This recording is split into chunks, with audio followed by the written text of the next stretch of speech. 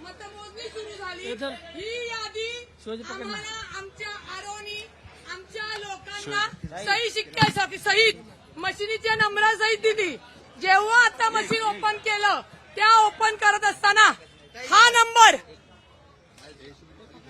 Number आणि आतला machine उघडलेला नंबर मॅच झाला पाहिजे, तो होत नाही।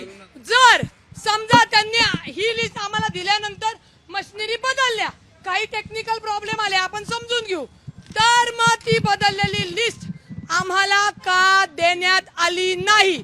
आणि ते सांगतात एखादी प्रिंट मिस्टेक होऊ शकते। आय एम ऍग्री, एक मशीन होईल, 7-7 आणि 8-8 मशीन प्रिंट मिस्टेक होतात,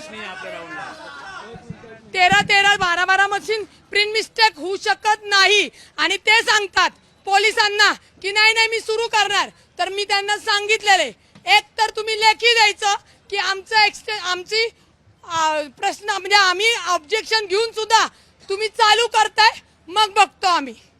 ही अशा पद्धतीने आम्ही मोजणी थांबवलेली आहे। ज्या मशिनी आमच्याकडे रजिस्टर केलेल्या आहेत म्हणजे त्यांच्या सही शिक्क्यानी त्या मशिनीच बदलल्यात, तर हे मतदान कुणाचं आहे? मग कुणाचं का बदललं तुम्ही?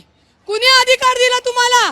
आणि जर बदललं तर रात्रीतनं तुम्ही बोलवायला पाहिजे होतं उमेदवार, आम्ही रस्त्यावर तिथं पडलोच ना तुमच्या इथं। काही मशीनवर रिपेअर लिहिले, रिपेअर उमेदवारांना न सांगता मशीन बदललेत का? एक्झॅक्टली।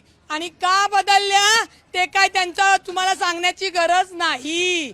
जर टेक्निकली प्रॉब्लेम आले तर आम्ही समजू शकतो की तुम्ही बदलल्या, मग ही बाबा मशीन बदलली त्याच्याऐवजी ही दिली, ती नवीन लिस्ट आम्हाला द्यायची होती।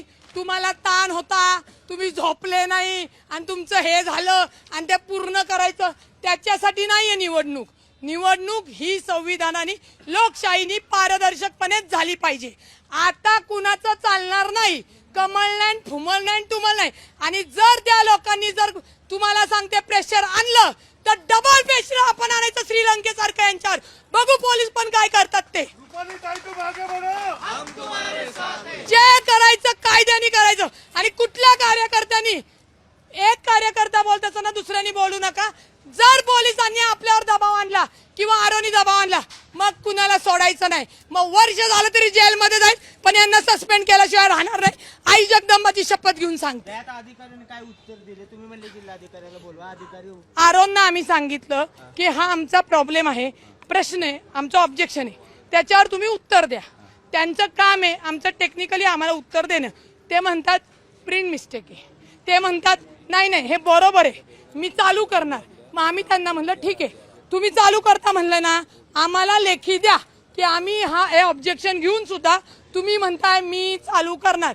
लक्षात घ्या, एकदा झाल्यानंतर कोर्टात जाणार, ते सिद्ध होणार नाही पाहिजे आम्हाला। म्हणजे त्याच्या आधी त्यांचं ते करून घेणार आणि आपल्याला कोर्टाच्या फेऱ्या लावावं लागणार। मी वकील आहे, मला नाही पैसे लागणार, माझा वेळ जातो, तुमच्या सगळ्यांना तर लागणार का नाही? कुणी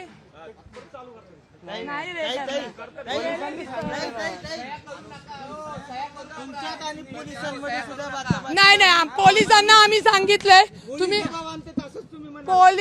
पोलिसांना आम्ही सांगितलंय आरोचं ऐकून तुम्ही बेकायदेशीर प्रक्रियेला बळी पडू नका, नाहीतर मग आमचा उद्रेक झाल्यावर त्याला कारणीभूत पोलीस प्रशासन असेल।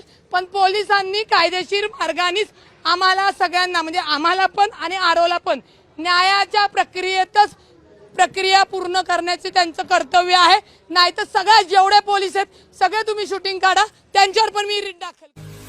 पुणे तसेच पिंपरी चिंचवड परिसरातील महत्त्वाच्या बातम्या पाहण्यासाठी आजच आमच्या डिजिटल PCMC न्यूज चॅनलला सबस्क्राईब करा आणि बेल आयकॉन प्रेस करा।